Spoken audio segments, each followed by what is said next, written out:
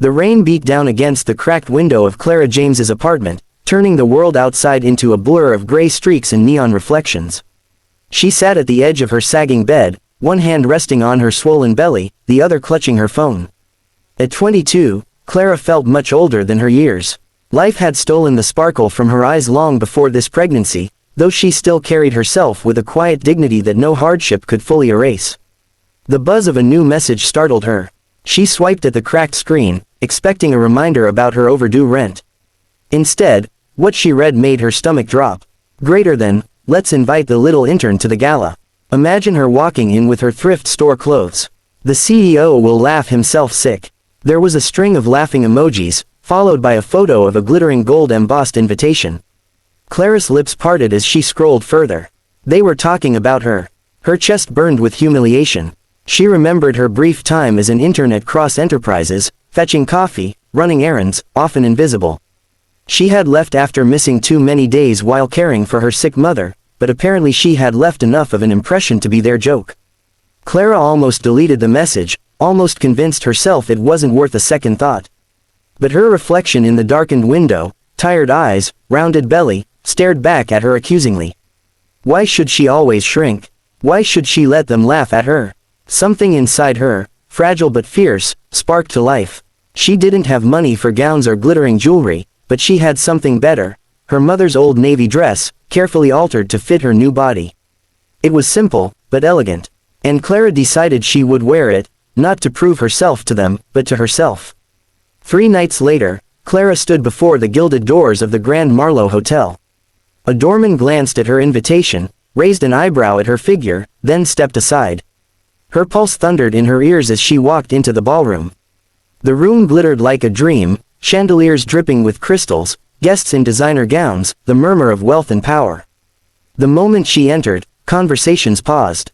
Eyes swept over her, some narrowing, some widening, whispers flitting like moths in the air. Among them, the group who had sent the cruel message gawked openly. Clara lifted her chin, her hand steady on the curve of her belly. Let them stare, she was not their joke. And then she felt it, his gaze.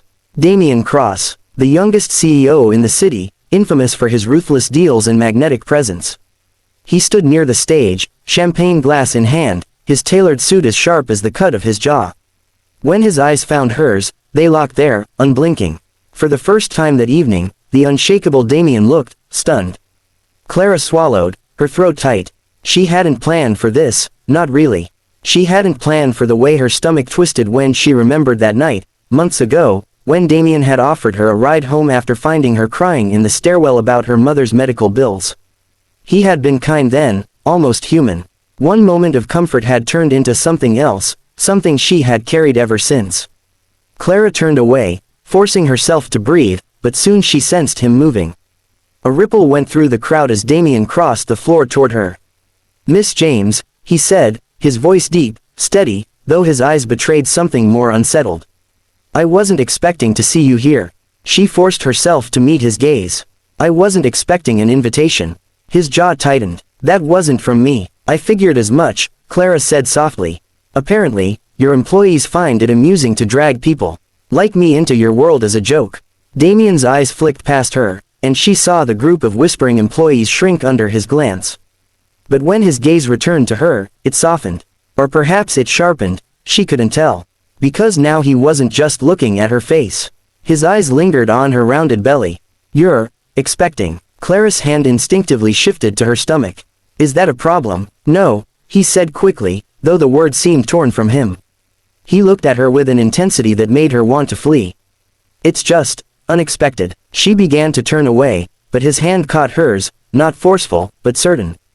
"Clara," he said quietly, and the sound of her name on his lips froze her. "Who's the father?" Her breath hitched. "That's none of your business." But Damien's eyes told her he already suspected. His voice dropped, roughened. "It's mine, isn't it?" Her silence was answer enough. The air between them shifted, thick with unspoken memories. He remembered too, how she had laughed for the first time in months that night, how one vulnerable confession had melted into another, how their lips had met as if it were the only thing that made sense. He had thought it a fleeting moment, a secret both would bury. But here she stood, carrying proof of it beneath her heart. "It's mine," he said again, more firmly this time, as though he needed to claim it aloud. Clara's throat tightened. You don't owe me anything. I never planned to tell you. I didn't come here for you. I came because I won't be anyone's joke. But Damien wasn't looking at her like a man thinking of jokes. His expression was raw, stripped of his usual composure. Clara, I should have known. I should have found you. He stopped, then lowered his voice, almost pleading. Come with me, please. Against her better judgment, she let him lead her out onto the balcony, the cool night air rushing over them. The city stretched below, glittering with possibility. For a moment, neither spoke. Then Damien turned to her, his eyes burning with something she had never expected to see in him, regret. I've spent my life controlling everything. Every deal, every decision, every risk calculated. But you, his voice faltered. That night was the first time I forgot all of it. And now, you're carrying my child. Clara's breath shook. And what do you want me to do with that, Damien? Pretend it means something. Pretend you'll suddenly be a father, when men like you never stay. He flinched, but didn't back away. I don't want to pretend. I want to be there. For you, for the baby, if you'll let me. Tears stung her eyes. She wanted to believe him. But how could she? And if tomorrow you change your mind? If I'm just another mistake to sweep aside? You're not a mistake, Damien said fiercely. You're the bravest woman I've ever met. You walked in there tonight knowing they wanted to laugh at you, and you held your head high. You're not like anyone else in that room. And Clara, his voice softened. You left me stunned the moment I saw you. Her chest ached, caught between disbelief and longing. He sounded sincere, he looked sincere, and part of her, a part she had tried to smother for months, wanted desperately to trust him. But trust was not something Clara gave easily anymore. She turned her face toward the city lights, tears slipping free. I don't need a savior, Damien. I just need to be strong enough for this child. And you are, he whispered. His hand brushed hers again, tentative, reverent. But maybe you don't have to be alone anymore. The silence stretched between them, fragile as glass. Finally, Clara let out a trembling breath. She didn't take his hand fully, not yet, but she didn't pull away either. For the first time in months, she felt something stir inside her chest besides fear. Not certainty, not yet, but possibility. And sometimes, possibility was enough. Rain streaked down the cracked window of Clara James's tiny apartment, blurring the neon lights outside into a watercolor haze. She hugged her threadbare sweater close, rubbing her belly in slow circles. At 22, Clara felt ancient with exhaustion. The pregnancy had already drained her, but it was the weight of everything else, her mother's illness, the unpaid bills, the loneliness, that truly bent her shoulders. Her phone buzzed on the chipped counter. She sighed, expecting yet another reminder from her landlord. Instead, she saw a message in a group chat from her old workplace, where she had briefly interned before life had swallowed her whole. Greater than, let's invite the little intern to the gala. Imagine her walking in with her thrift store clothes. The CEO will laugh himself sick. A picture followed. A gold-embossed invitation for the annual Cross Enterprises charity gala. Heat rushed to Clara's cheeks. She had been invisible at that office, fetching coffee, sorting files, always overlooked. When her absences grew too many because of hospital visits with her mother, they had quietly let her go. And now she was a punchline. Her first instinct was to delete the message and crawl deeper into her hole of invisibility. But then her gaze fell to her reflection in the window. Tired eyes, yes, but still alive. Still fighting. For once, she thought, maybe she shouldn't hide. Maybe she should show up, not because she belonged in their glittering world, but because she refused to be their joke. The night of the gala, Clara stood before the mirrored doors of the Grand Marlowe Hotel. She wore her mother's navy dress, carefully altered to fit her new curves. Modest but graceful, it skimmed her figure and accented the undeniable swell of her belly. Inside, the ballroom glowed under chandeliers. Diamonds and designer gowns glittered as waiters floated by with trays of champagne. The moment Clara walked in, the air shifted. Heads turned, whispers rose. The group of employees who had mocked her gaped openly, their laughter stifled by shock. Clara walked forward with her chin high, heart pounding. She wasn't here for them. She was here to prove to herself that she was more than their cruel entertainment. But then her gaze snagged on him. Damien Cross, CEO, youngest self-made billionaire in the city, a man whose reputation was all sharp edges and untouchable power.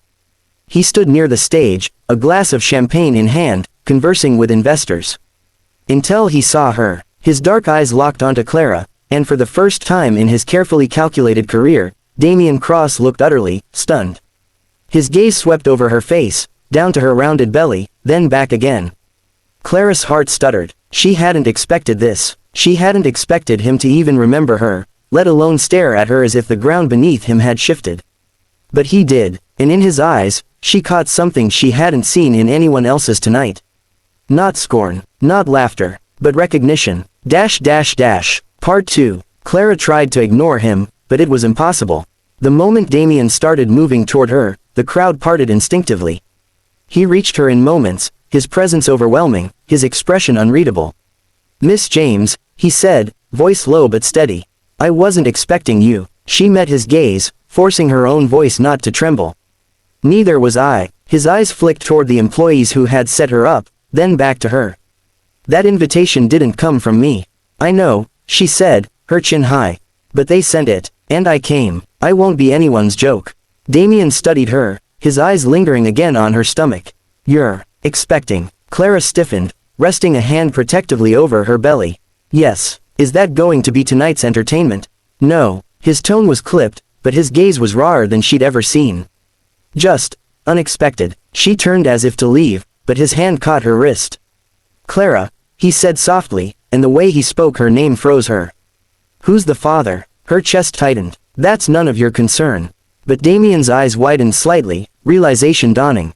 "It's mine." She looked away, but her silence was answer enough. The world seemed to tilt. Damien remembered the night months ago when he had found her crying in the stairwell after work, broken by medical bills and exhaustion. He had offered her a ride home, and against all reason, a night of comfort had bloomed between them. He hadn't forgotten, but he had buried it under deals and deadlines. Now, here she was, carrying proof of it under her heart. "It's mine," he said again, firmer this time. Clara's throat ached. "You don't owe me anything, Damien. I didn't come here for you. I came because I refused to be laughed at." But Damien wasn't looking at her like a man thinking of laughter. His face was stripped bare of the cold mask the world always saw. "Clara, I should have known. I should have found you. His words broke off, then steadied. "Please, come with me." Just for a moment, against her better judgment, she let him guide her outside onto the balcony. The city stretched below, glowing like 1,000 opportunities she'd never been offered. Damien leaned on the railing, his composure cracking. "I've lived my life in control. Everything calculated, but that night with you, it was the first time I forgot everything. And now," his eyes dropped to her stomach. "Now there's a life, our life." Clara blinked back tears. "And what do you expect me to do with that? Believe you'll suddenly want to be a father? Believe you won't walk away?" He stepped closer, his voice fierce but trembling. "I don't want to walk away. I want to be here. For you, for the baby, if you'll let me." Her breath caught. She wanted to believe him, but her heart had been shattered before. "And if tomorrow you change your mind? If I'm just a mistake to hide?" Damien's gaze burned into hers. "You're not a mistake. You're the bravest woman I've ever met. You walked into that ballroom knowing they wanted to humiliate you, and you held your head high. You left me speechless tonight, Clara. Just like you did that night." Tears spilled down her cheeks. She wanted to hold onto her armor, but his words pierced straight through. She didn't take his hand yet, but she didn't pull away either. For a long moment, they stood in silence, the city humming below them. Finally, Clara whispered, "I don't need saving, Damien. I just need to be strong enough for this child." He reached for her hand again, gentle this time. "And you are. But maybe, you don't have to be alone anymore." Clara's heart ached, torn between fear and the fragile bloom of hope. She let herself breathe, let herself imagine, just for tonight, that possibility was real. And as she finally let his fingers entwine with hers, she realized something. The cruel invitation that had been meant to humiliate her had brought her face to face with the one person she hadn't dared to hope for. Maybe the world had wanted her to be a joke. But tonight, standing beside Damien Cross under the glittering city lights, Clara James felt like the start of a story no one else could write for her.